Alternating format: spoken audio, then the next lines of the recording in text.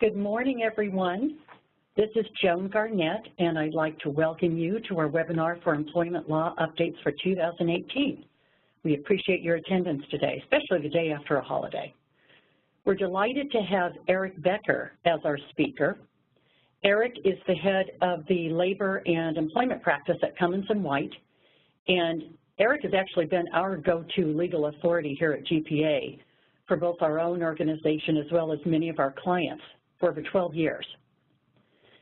We at GPA feel it's of vital importance for all businesses, no matter the size, to understand the necessary steps to stay in compliance and to avoid costly litigation and regulatory actions, which is happening now for all size companies. There's so much to say abreast of these days, and the review that Eric is going to provide this morning is going to hit the highlights of what's happening now as well as what might be ahead for 2018.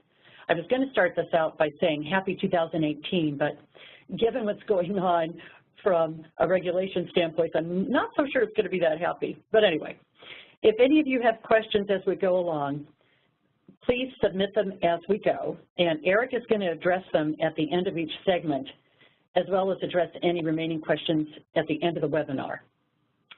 So with that, Eric, I will turn it over to you.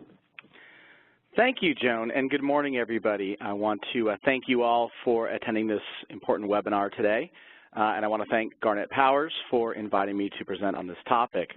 I've been presenting on this topic for going on about 10 years now, and unfortunately, it seems like every year it gets worse, and this year is no different. As Joan said, we've got lots of excitement, I think, coming ahead in 2018.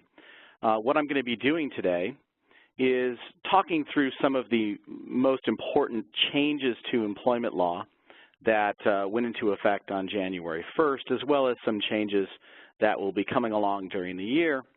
And then at the end, I'll touch on what the crystal ball says in terms of what we can expect for 2019. I will tell you as a general overview, there is some good news, believe it or not. The good news is that on the federal level, we are seeing a relaxation of a lot of the administrative rules governing employers, and I'll touch on that towards the end of the webinar. Unfortunately, the not so good news is that here in California, it's continuing to go in the opposite direction, and we're seeing more regulation, and in particular, more regulation expanding to small to mid-sized employers. Traditionally, a lot of companies have felt, hey, if we can just stay under that magic number, which, you know, for a lot of regulations is 50 employees, if we can just stay under 50 employees, we'll be okay. Well, not so much anymore, and we're going to be talking about that today and how this is expanding to even the smallest employers. I will be talking about a number of different new laws. First of all, talking about parental leave. We're also going to be touching on the changes to discussing salary with applicants and also criminal background checks. I'm going to also touch on a very hot topic, marijuana. The wacky weed is with us here in 2018 and what impact that has on the workplace.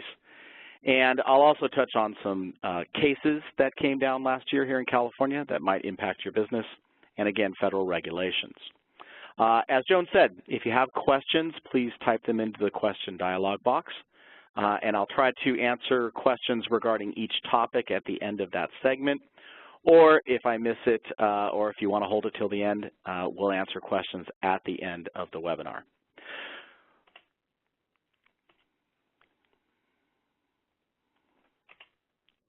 First of all, of course, I'm a lawyer. You got to have the disclaimer.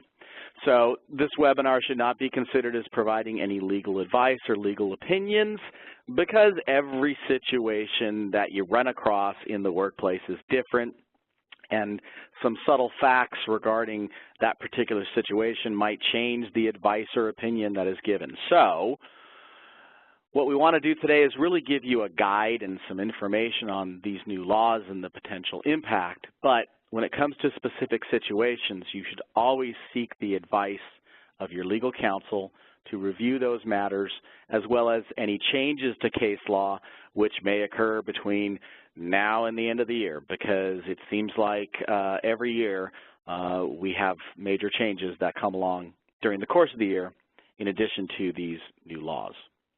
Okay, with that having been said, let's first start talking about our new laws that went into effect here in California on January 1st. And the first law I want to talk about is parental leave.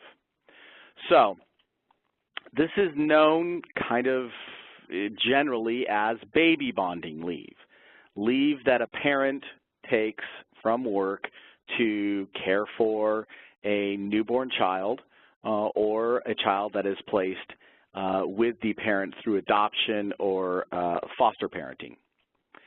So previously here in California, the baby bonding requirement only applied to employers that had 50 or more employees. That's the California Family Rights Act, and some of you may be familiar with that. So prior to January 1st, 2018, if you didn't have 50 employees, not only were you not subject to the Family Medical Leave Act, the federal act, you also were not subject to the California Family Rights Act, which gave parents the right to take time off for baby bonding. But the legislature, in their infinite wisdom, said, no, that's too many employees. We need to expand this to smaller employers, this right to take baby bonding leave. So, effective January 1st, if you are an employer with 20 or more employees working within 75 miles of each other, there is now a right for your employees to take baby bonding leave, parental leave. So, if previously you were not subject to CFRA, but you have at least 20 employees, up to 49, you are covered under this parental leave law. So what does that mean? Okay, first of all, very important to recognize this is not as broad as the California Family Rights Act. The California Family Rights Act not only grants leave for baby bonding, but also grants leave to employees to take time off for their own serious medical condition or injury, or of course for a serious medical condition or injury of their family members. This new law only grants leave rights for baby bonding. It does not grant leave rights for an employee to take time off because they are sick or they got to care for their parent. It is strictly baby bonding. So, if a parent, father or mother, wants to take time off to care for a newborn or an adopted child or a foster care placement, they can take time off under this new parental leave. So what are the eligibility requirements? Number one, you must have worked at least 1 year and 1,250 hours during that year for the employer.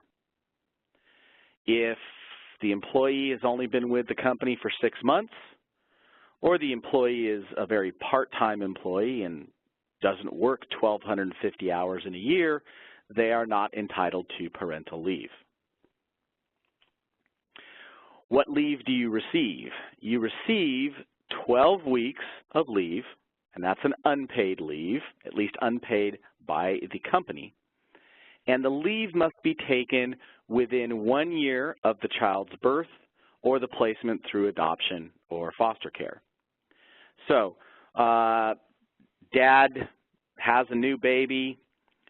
6 months after the baby's born, dad comes to the company and says, I want to take my 12 weeks now for baby bonding. That would be a baby bonding leave that is granted under this law, and it must be given to the employee by the employer. If it's been more than 1 year since the birth, then there is no baby bonding leave. This is a really important part of this new law that is a little bit different from CFRA.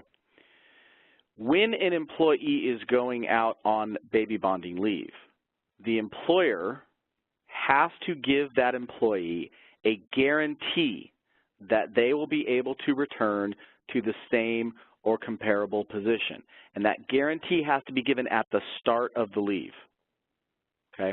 So like CFRA, the new parental leave law says that when someone takes parental leave, you have to either give that person back their prior position or give them a comparable position. Okay? You can't demote them.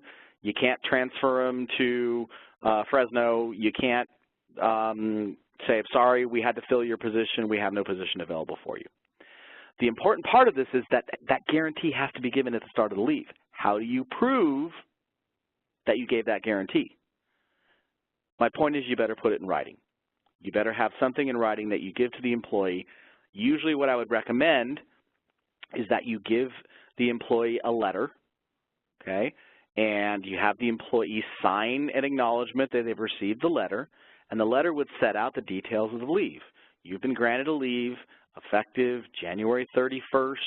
Your expected date of return is such and such. We guarantee that if you return within the 12 weeks, you will be returned to your same position or to comparable position. If for whatever reason you do not return within the 12 weeks that you're entitled to, and on your scheduled date of return you don't show up, we will presume that that is a voluntary resignation. Something along those lines should be given to the employee in writing at the start of the leave so that there's no question that they were not only given their reinstatement rights, but also that the parameters of the leave are very clear-cut and the employee doesn't come back and say, well, I didn't know what day I was supposed to return. Now, parental leave, very similar to the California Family Rights Act, does not run concurrently with pregnancy disability leave. Okay, what does that mean?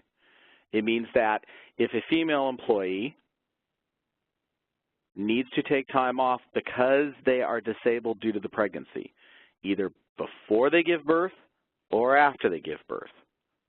For instance, okay, employee goes out regular pregnancy disability leave, they leave 2 weeks before their expected delivery date, and they deliver the baby, but now they're suffering from postpartum depression, and they can't come back to work. They are disabled due to their pregnancy, and they are entitled to additional time off, up to 4 months and maybe even longer under the disability provisions. The point of all this is that if they take their full 4 months of pregnancy disability leave and they are an eligible employee for parental leave, they would have an additional 3 months, 12 weeks, that they could take to care for the newborn. It does not run concurrently with their pregnancy disability leave. So if you're subject to this new law, pregnant employees could have as much as 7 months off and maybe even longer, depending on the nature of the disability, when they give birth. And they would be entitled to return to the same or comparable position. Another important thing to recognize about this is that you have to maintain benefit coverage, health benefit coverage, during the leave of absence.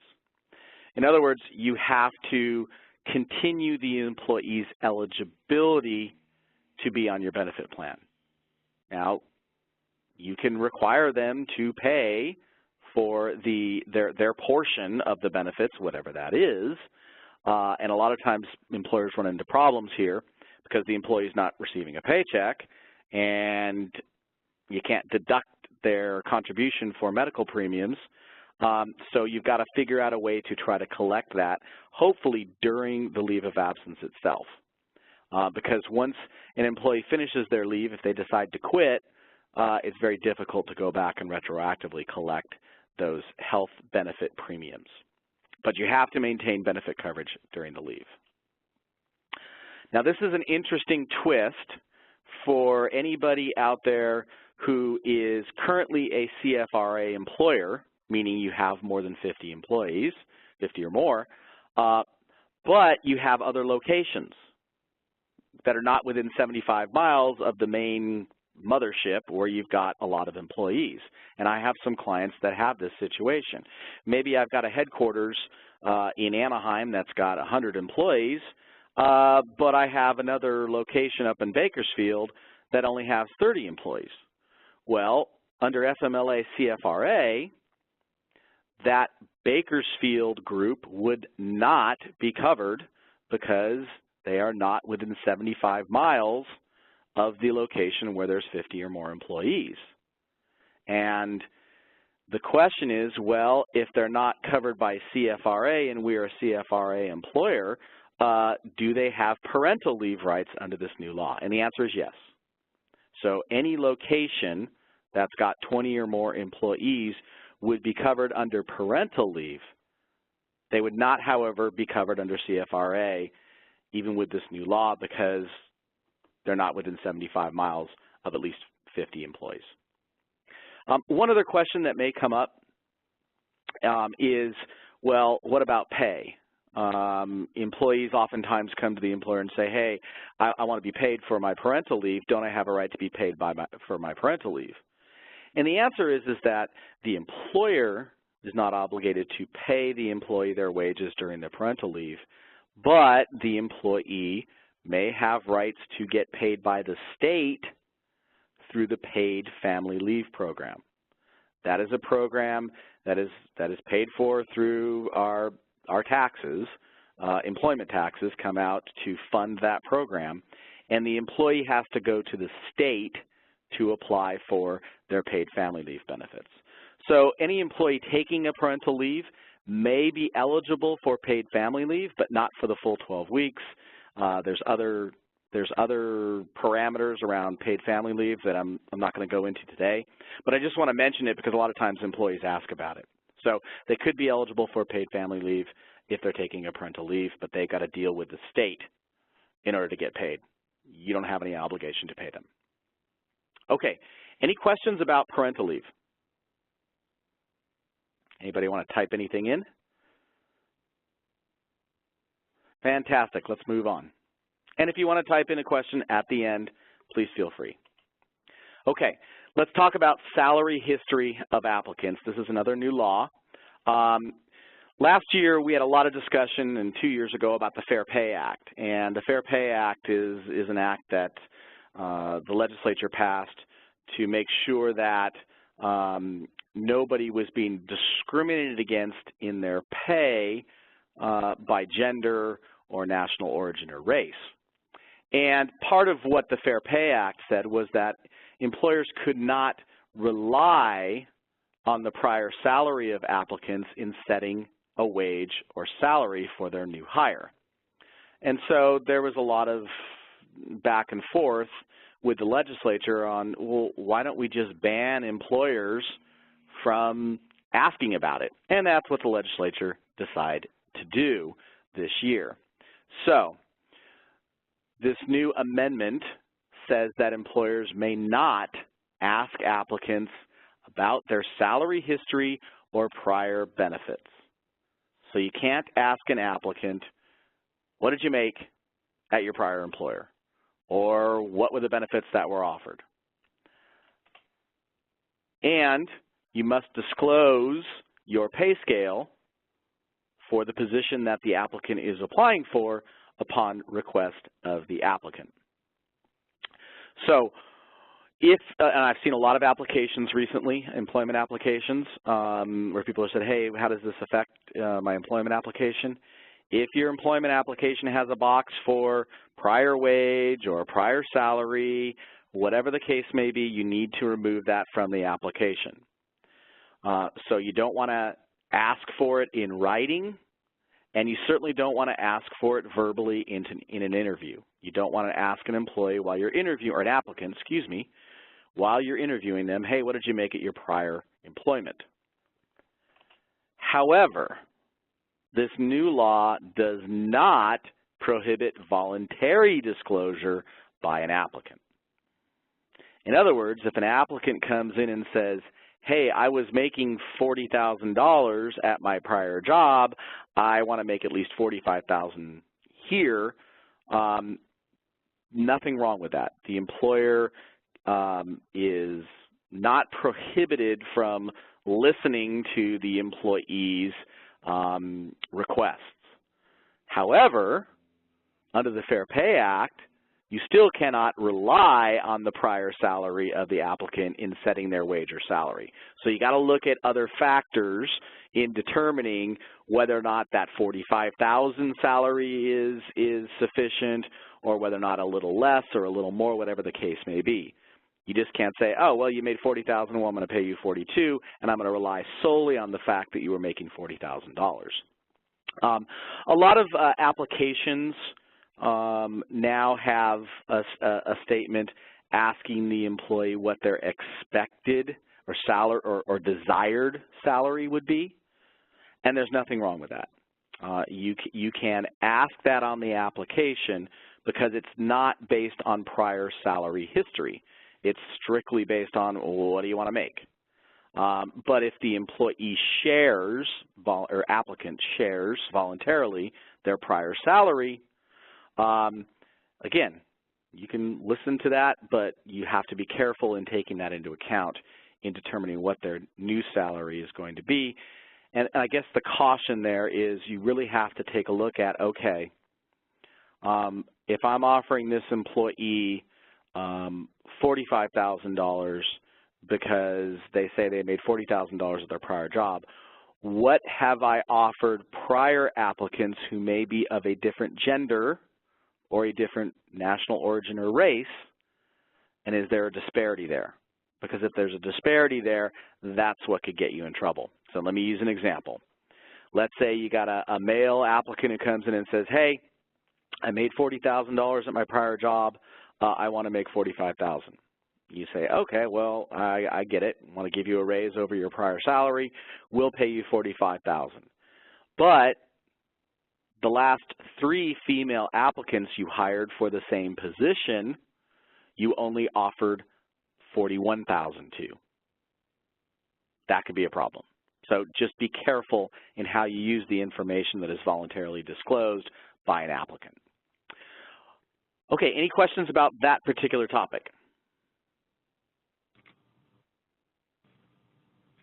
Okay, fantastic. So now we're going to move on to another area having to do with the hiring process.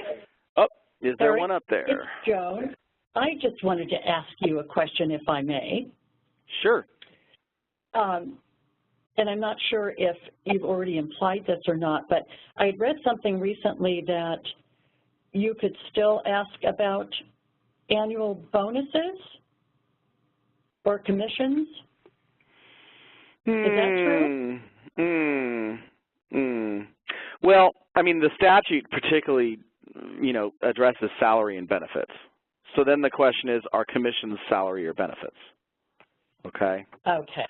So that's dangerous territory then? I would say that until there's something that comes out that's really definitive on that, I'd be a little leery of that. Okay. Because, I mean, the argument can be made, hey, that's, bonus or commission, that's part of salary.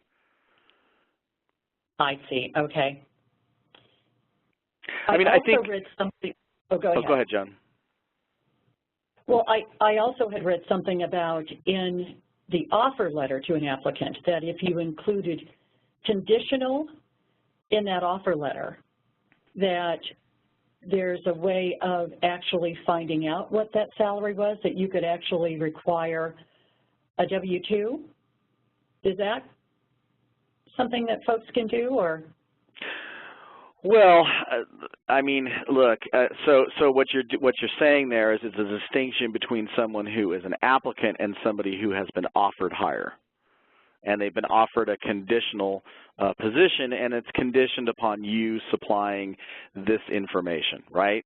So usually in an offer letter, you condition it on, you got to sign our employee handbook, you've got to do a pre-employment drug screen, and you got to submit a W-2 from your prior employer. That's what you're saying, right? Yes. I would be nervous about doing that, because if you do that, and I mean, if your offer letter already sets the salary, okay, then why would you need to have a W-2 from the prior employer? Are you now going to change the salary based on the prior salary history? Well, if you do that, you could run afoul of the Fair Pay Act. So, okay. Yeah, my advice, I don't see where there would be a need to have a W-2 of the prior earnings after you've made an offer of employment, because your offer is typically going to include the salary. Right. I was confused by what I had read, and I'm glad you just cleared that up. Thank you so much. Yeah, no problem. So there was a question here. Just to clarify, an employee who meets the requirements for Parental Leave Act can receive up to 12 weeks of unpaid leave, correct? And they can choose to deal with the state for paid family leave for up to 6 weeks, correct? So they can go to the state and say, hey, I want to get my paid leave benefits, and then there's, a waiting period for paid leave benefits. And then, if they've got PTO, for instance, you may require them to use their PTO during the the parental leave. That's up to you. And then they can get 6 weeks of paid family leave. So that is correct. Okay. So let's talk about criminal background in hiring.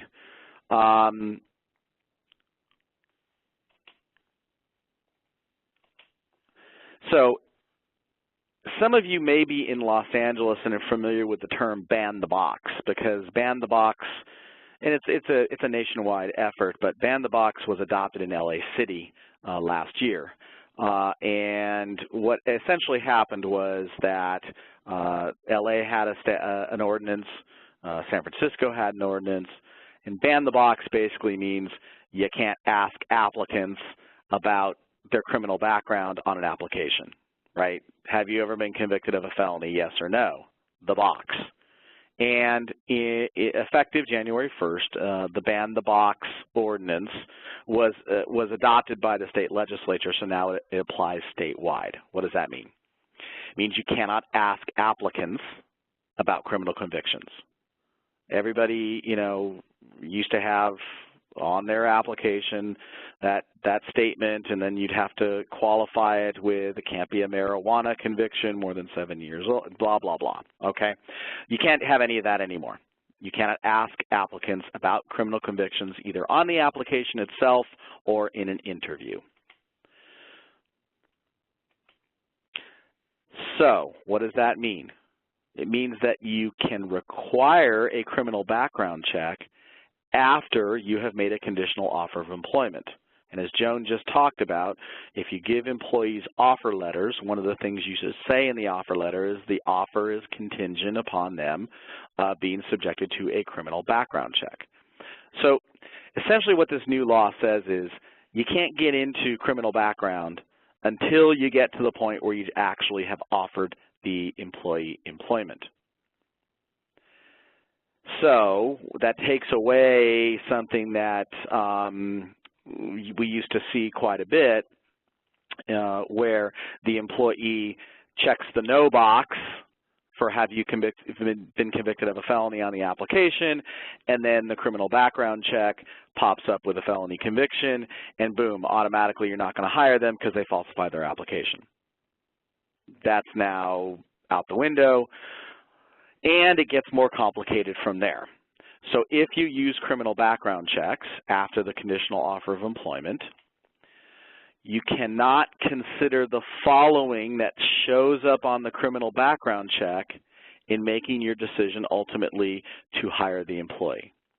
Okay, so if your criminal background check shows an arrest, which did not result in a conviction, you cannot withdraw your offer of employment based on that. If your criminal background check shows that the employee went to a pre- or post-trial diversion program, hey, I was convicted for, possession of methamphetamine, but they sent me to a post-trial drug program, you can't consider that, okay? And convictions that are sealed or expunged, which shouldn't show up on a background check, but every once in a while sometimes do. So what can you consider? You really need to consider, in my opinion, only where you have a felony conviction of something that is of the nature that would give you pause for hiring the employee. Hey, I want to hire this employee to do my accounts payable, accounts receivable, and oh look, there was a fraud conviction for embezzlement. Hey, I want to hire this employee to be a caregiver at my health care facility. Oh look, there's a felony conviction for elder abuse. Okay? And the reason why that's important is that this new law has some additional requirements if you do decide not to hire an employee based on their conviction. And let me talk about that, and then I will address any other questions that have popped up.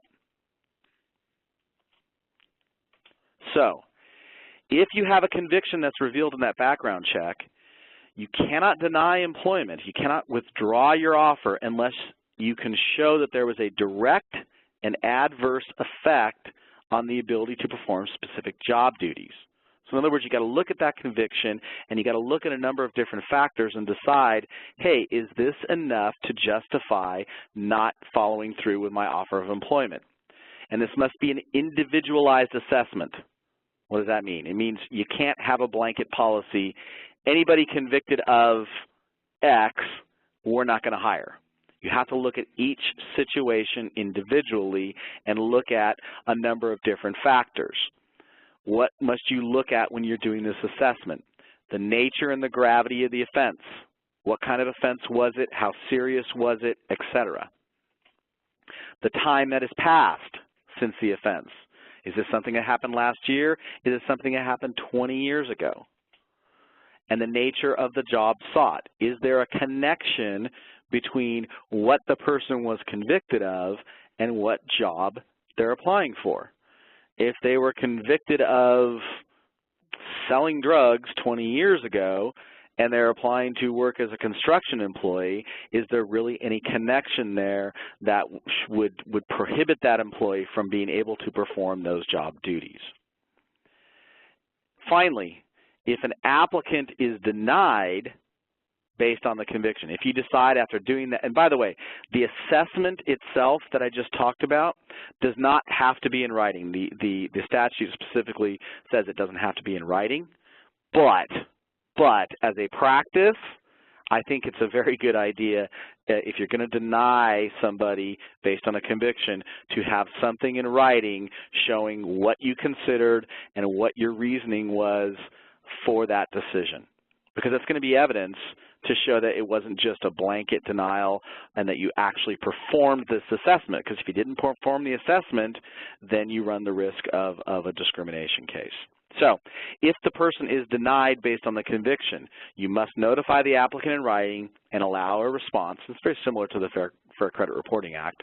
But the applicant has a 5-business-day period to respond. So once you notify that applicant in writing, they're able to come back and say, hey, that's not me. I don't know what you're talking about. I was never convicted of that. Or let me explain what happened. I didn't do it. It was the other guy's drugs, whatever the case may be.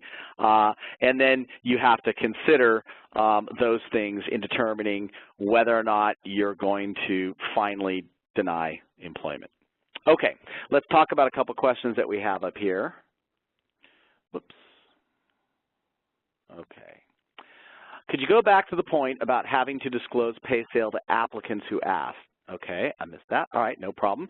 So if an applicant says, hey, I would like to know what is the pay, I'm applying to be a computer programmer. What's the pay scale for computer programmers? What am I supposed to be, what am I going to be earning? What do other people earn? Is there a specific scale that starts at this and then goes up every year? If they ask you that, then you're required to disclose that, because the whole idea is to give applicants an idea of what other people may be paid and whether they're being paid fairly. That's only if the person asks. Okay. Does this include all employers, even schools, churches, applicants that will work with children? Well, you know, the requirements for schools and applicants that work with children usually have to do a live scan under DOJ rules. But as far as I know, there's no carve-outs for people. You just go ahead and do the live scan.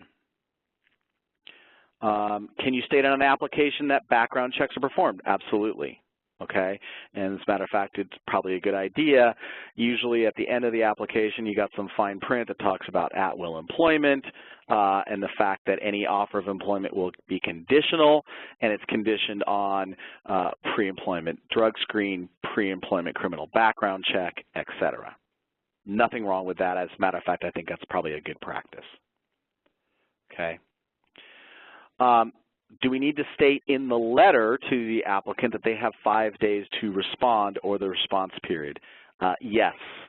I think that would be, again, a good practice to notify the applicant that, hey, we decided to withdraw the offer because criminal background check has revealed a conviction.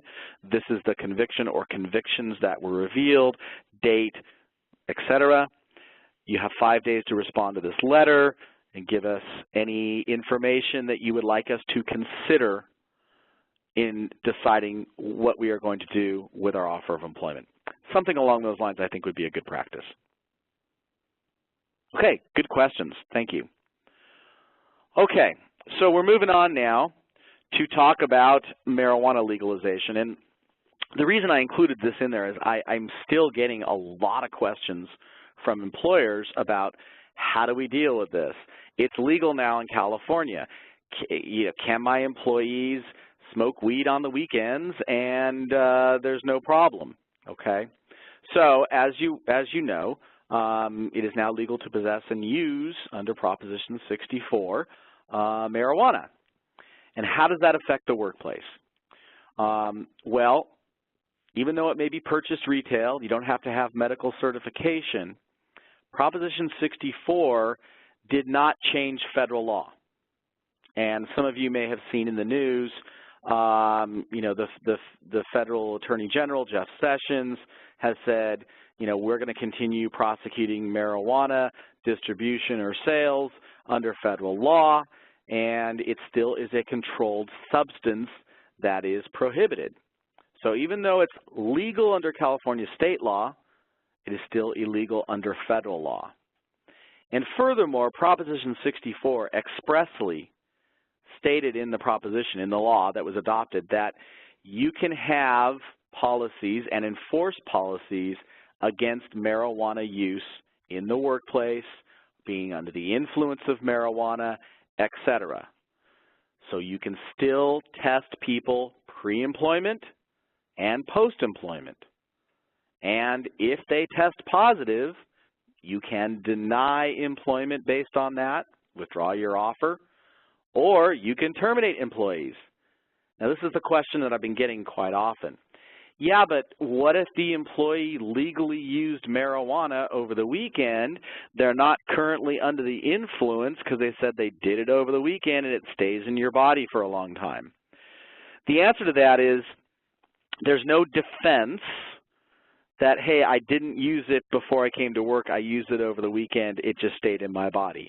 If you test positive for marijuana, the employer has the right under Proposition 64 to terminate employment. So there is no right under California law to use over the weekend even though you're not under the influence at work. It doesn't work that way. If you use marijuana, you do so at your own risk, and if your employer tests, now, obviously, there's some things that you have to do in order to test employees post-employment. You should have a policy that talks about what are the basis for testing. It's not random unless you have safety-sensitive positions. It should be based on reasonable suspicion, and you should have some criteria set forth in your policy. But if you have an employee who's acting strange and you decide to test them and they test positive, it doesn't matter whether they used it right before they came to work, at work or over the weekend. You can still terminate their employment. It's a violation of policy. Now, one of the things I'm recommending is, if you haven't done so already, you should revise your drug and alcohol policies to address this. And here's some suggested language for your policy. Please note that the use, possession, or being under the influence of marijuana, whether prescribed or not, remains illegal as a matter of federal law and therefore is prohibited by company policy. Or, alternatively, illegal drugs, because a lot of times these policies talk about you can't use illegal drugs. Illegal drugs includes drugs, the possession or use of which is prohibited as a matter of federal, state, or local law, and includes marijuana, whether obtained by a prescription or not, which continues to be prohibited by federal law. Something along those lines to signal to employees, you know what? If you're going to decide to inhale or do whatever else with marijuana, you do so at your own risk. Any questions about that?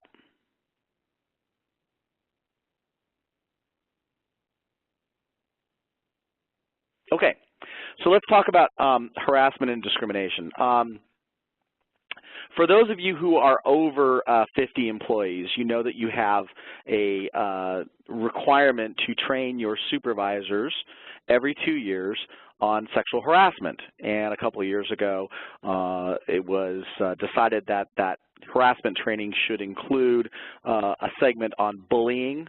And now the legislature has said that your harassment training must include components on gender identity, gender expression, and sexual orientation.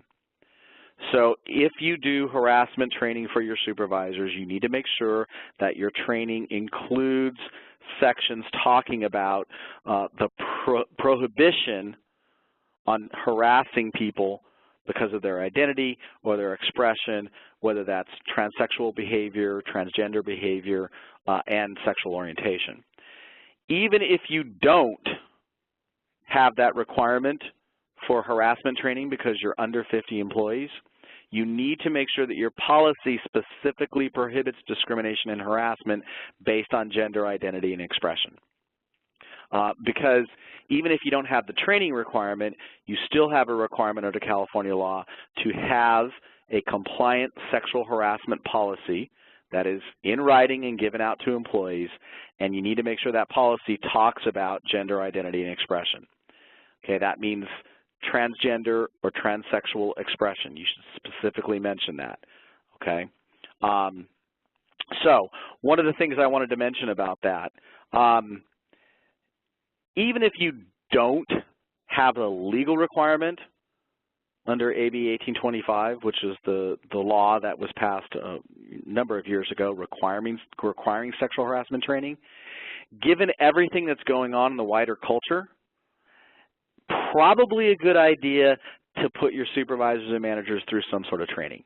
Maybe it's not as far-reaching as what's required under state law, but I think it's a good practice nowadays, just so you can say, yes, as a company, even though we didn't have a legal requirement to do it, we felt it was important to make sure everybody understood what the rules are regarding harassment in the workplace.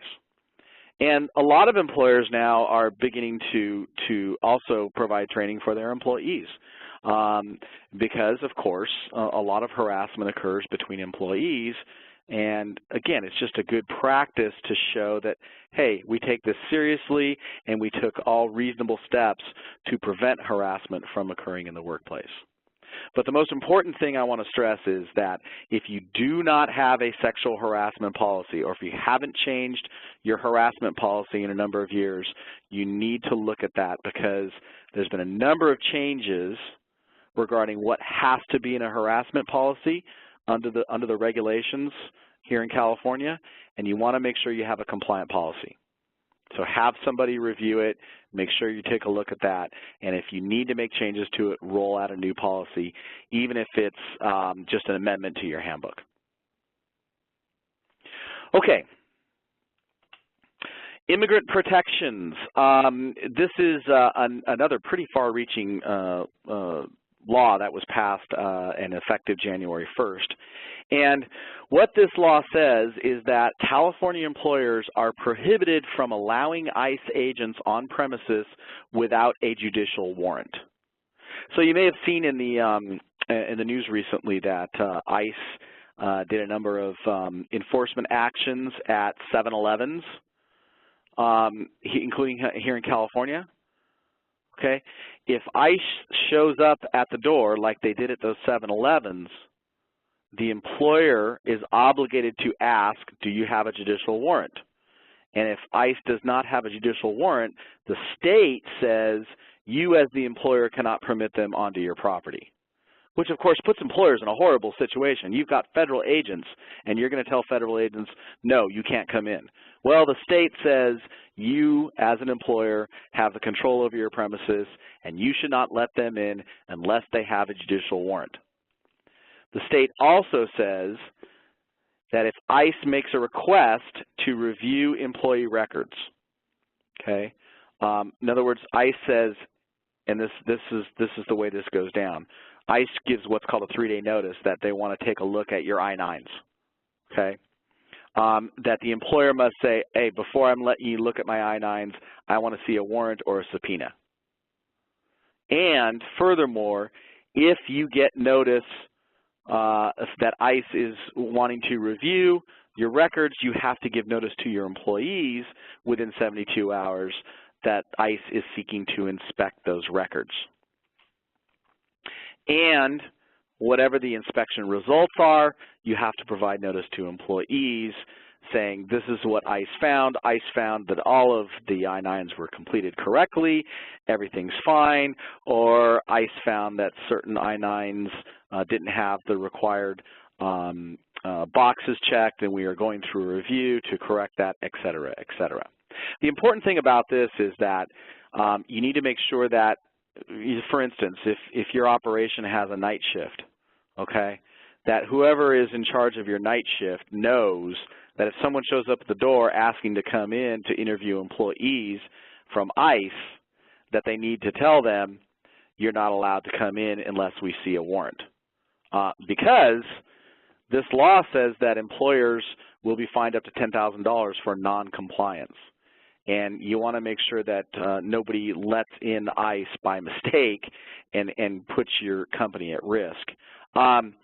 Here's the interesting thing about this. Of course, federal immigration law gives ICE agents certain power and authority to investigate potential immigration violations. So there is an argument that all of these requirements put on employers in California is in conflict with the federal immigration law, and therefore the California law is preempted. But somebody's going to have to be the guinea pig on this and take this up through the courts. And my advice would be don't be the guinea pig. At least for now, if this ever happens to your business, you need to tell the ICE agents, look, I'm required under state law to request a warrant before I can let you on my property, and don't let them on until you see that warrant. Okay. Any questions about that? Okay, let's see here. Should our employee handbooks also be revised to include the new Parental Leave Act if we are 20 or more employees? Yes, absolutely. I've been reviewing a number of handbooks that have been adding in the Parental Leave Act requirements because the employer is more than 20 and less than 49. Even if you're a CFRA employer and you already have CFRA in there, but you've got those satellite operations that may now be subject to the Parental Leave Act, I would put the Parental Leave Act in the handbook, but make clear that this only applies at locations that aren't governed by the California Family Rights Act. Are there any exclusions from this if a religious employer, I'm not sure what that's referring to. Sorry, I didn't catch that. If you can type that back in and which law you're talking about regarding religious employers. Let's see. Eric? Yeah. Eric, the question is regarding the gender expression, orientation, and identity. Are there any exclusions if a religious, for a religious employer? Oh boy, it's interesting that you asked that, because I do have some clients that are religious organizations. Okay, and this goes down a pretty deep rabbit hole, but let me just address it very quickly.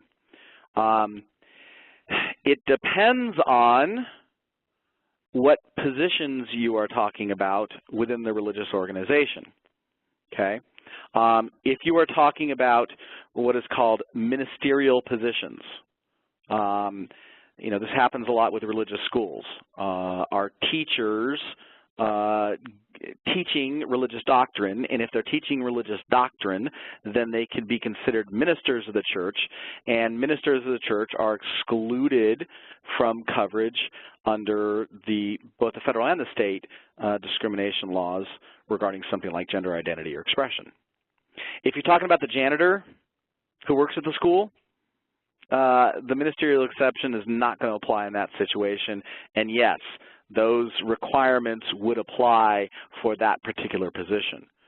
So there's no blanket exemption for religious organizations. It depends on the nature of the religious organization or what section of the religious organization is involved and what particular positions. That's a real short answer. There's a lot more to that. If the person who asked that question wants to email me or give me a call, I'll be glad to talk about that in a little more detail. Okay, should the wording around marijuana be considered a legal drug? No, because marijuana is not a legal drug. It is an illegal drug. Just because it's legal under California does not mean it is legal under federal law. Marijuana, and the way you should word it, should always still refer to marijuana as an illegal drug, because federal law trumps state law. No pun intended. Okay. Regarding okay, so that was the gender expression, orientation, identity, religious or employer. Okay. Will we get copies of these slides? Absolutely. I don't know what process you want to use, Joan, if you want to send them out if people email or whatever the case may be, but no problem getting you a copy of the slides. Yes, Eric, just to add to that, we are going to forward a copy of the slides to everyone that is attending the webinar today without them having to ask. Yeah, automatically. Outstanding. Okay. Again, very good questions. Let me move on. Just real briefly, I want to talk about minimum wage. The state minimum wage went up to $11 per hour for employees with 26 or more employees. That was effective January 1. If you've got 25 or less employees, the state minimum wage is still $10.50. So it depends on how many employees you have. But there's also, of course, a number of local ordinances, and the one that may apply to some of you on the call is the LA City and County minimum wage. So the LA City County minimum wage is higher than the state minimum wage, and it will be going up to $13.25 effective July 1st if you're a large employer, meaning an employer with more than 26 employees.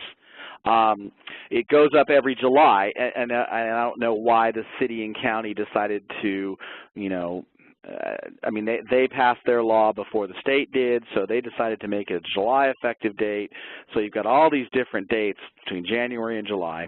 But if you are an employer that has employees within the city limits of Los Angeles or in an unincorporated area of the county of Los Angeles, so let me just address that real quick. If your business is in an incorporated city that is within the county of Los Angeles, let's say City of Torrance, the county minimum wage does not apply to you, and it's going to be the state minimum wage. But if you're in an unincorporated area of the county or you're within LA city limits, you're a large employer, it's going up to $13.25. It's $12 right now for large employers. It's going up to $13.25 effective July 1st, and it's going to be $12 for small employers, employers with 25 or less employees, effective July 1. So I've had to do this for a couple of clients. You got to look at the map, okay? You have to see where you fall within boundaries and make a determination of whether or not these minimum wages apply to you. The other thing that's complicating is even if your business is in let's say an incorporated city within LA County, if you have employees working 2 or more hours within the city or county, the minimum wage obligation applies for that time that they work in the city or county. Okay. Also, just want to mention, if you're in Los Angeles City, this does not apply to the county, but if you're in Los Angeles City, they also have a higher standard of sick leave. They require that you be able to accrue 48 hours, not 24 hours. So again, if you're an LA City employer, make sure that you're complying with the LA City rules on sick leave. That's a whole different discussion. I could have 15 slides on minimum wage, but I just want to mention that so that everybody's aware of what happened on January 1st and what's going to be happening on July 1st. Also, be aware, it's becoming more common for cities to adopt these ordinances. Santa Monica has an ordinance, San Diego has an ordinance. Just last year, Pasadena adopted an ordinance. Long Beach is in the process of adopting an ordinance. So this is becoming more widespread, so you have to keep track of that and make sure that you're complying with those minimum wage requirements. Okay. Just want to check and make sure, see if we have any other questions. Nope. Okay. Very quickly, just want to mention a couple of California court decisions. This one is an interesting one, Nakai versus Friendship House. This, believe it or not, happens quite often. Employee is fired by his employer after experiencing marital problems. Well, why would marital problems have an impact on his employment? Well, he was the son-in-law of the CEO that fired him. So, in other words, he was married to the daughter of the CEO, and he and the daughter were having marital problems, and the CEO said, you know what, you're gone, buddy, and fired him. He sued for marital discrimination. If you look at your handbook, you know, there's all sorts of things that are prohibited in terms of discrimination. One of them is you can't discriminate against somebody based on their marital status. And he said, hey, I got fired because of my problems in my marriage. I should be able to sue for discrimination. And the court said, no, marital discrimination is based on membership in a class, not individual issues between somebody and their spouse. So in other words, you can't discriminate against people because they're married or because they're single or because they're divorced as a class.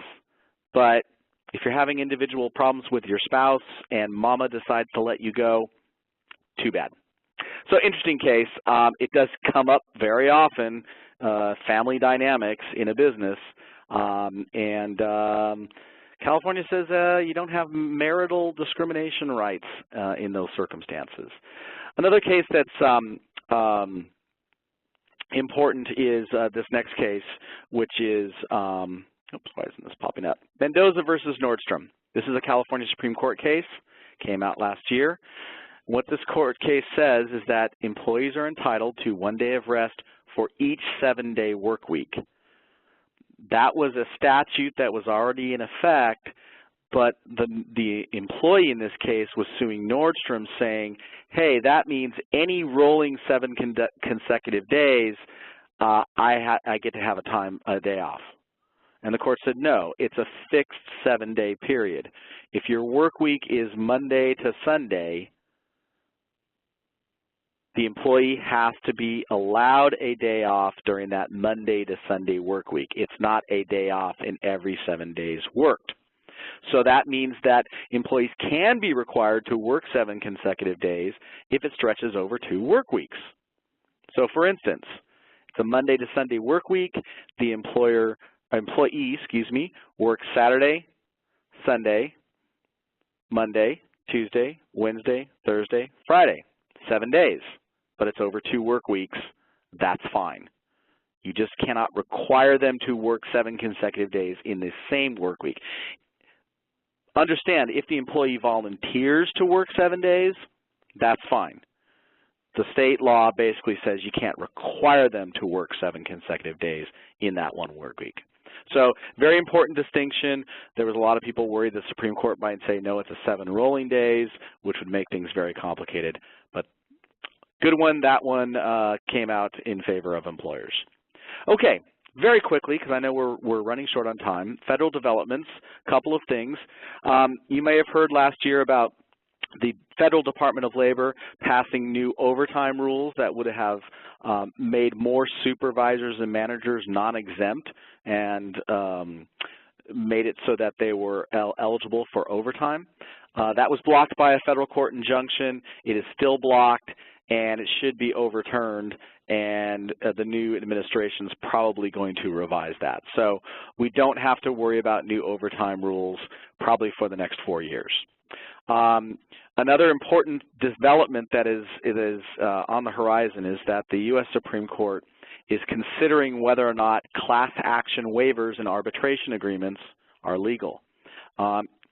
If you have an arbitration agreement with your employees that you would arbitrate any employment disputes, hopefully you have something in there that says that the employee, as part of that agreement, waives any right to pursue a class action against their employer, either in court or in arbitration. And that's been challenged, and I won't go into the details, but the Supreme Court's going to be deciding probably this spring whether or not that is legal. And hopefully the Supreme Court will validate the legality of class action waivers. And if that's the case, make sure that you have an arbitration agreement in place that has a class action waiver. It can save you a lot of money. Okay. Also, because there is now a new National Labor Relations Board appointed by the Trump administration that is more pro-employer, the NLRB has been overturning decisions that came out during the Obama administration. One of the most important ones is that the Obama administration NLRB greatly expanded what a joint employer is. And that was the case where they said, hey, McDonald's, you're the joint employer of all of your franchisees, even though you have no control whatsoever over the employees themselves, because you have indirect control by, for instance, requiring that they wear certain uniforms. And the NLRB just overturned that. Good news. I expect to see more decisions overturned that were harmful, especially to non-union employers. So that's also very good news. What to expect in 2018? Couple of things I would expect. I think there's going to be, especially if the Supreme Court finds class action waivers are valid, probably an effort to, as part of the Resist Trump movement, to restrict use of arbitration agreements here. So I expect that sometime this year, maybe next year, we're going to see some restrictions. So you better get them in place now, because take advantage of it. They may not be here for very long. There was a bill that was pending that would ban discrimination based on reproductive decisions. That bill was vetoed, but it's probably coming back and probably will get, I would assume, get signed next year. So we're probably going to have to revise handbooks again next year to talk about discrimination based on reproductive decisions. Increased data collection requirements. The state, again, there was a bill that would have required large employers to collect and submit all sorts of data regarding their employees, salaries, national origin, etc. That bill, too, was vetoed. I expect it to come back and probably get signed with a new governor. And hopefully that will only go towards large employers, but they could expand that down to small employers as well. Restrictions on scheduling and work hours. There's a movement that started in Sacramento to put restrictions on employers in terms of how they can schedule employees, when they can change their schedule, when they can cancel their schedule, et cetera. I would expect that the legislature might take that up and try to expand it statewide, so that's something else to keep an eye on. But again, the good news is that I think we're going to see continued relaxation of federal employment regulations. So I think California is going to go the opposite of whatever the federal government does. So as the federal government continues to relax employment regulations, expect more regulation here in California. Okay, there's our contact information for myself. If you have any questions, you want to email me, I'm more than happy to address any questions you may have. And of course, the contact for Joan at GPA. Let me look and see if we've got any other questions here. Okay. So, does this, the question was, does the overturning of the joint employer standard affect shared employees, individuals from a temp service? And the answer is yes, to an extent. The NLRB ruling on temp employment basically made it more difficult to argue that temporary employees are jointly employed by the temporary staffing agency and the underlying employer. But that's only for purposes of the National Labor Relations Act. Here in California, they passed some laws last year that said for wage and hour enforcement, meal periods, rest periods, overtime, the underlying employer has joint liability with the temporary staffing agency. So even though the federal standard changed for purposes of the National Labor Relations Act, the California standard still makes the underlying employer liable along with the temp staffing agency, unfortunately. Okay. Any other questions that you want to type in? Well, Eric, while we wait to see, I just want to thank you for this valuable information. This was really great, and thanks so much for your expertise. We greatly appreciate it. I'd also like to remind everyone that we're going to email the recorded version of the webinar for your reference in the next day or two, so look for that.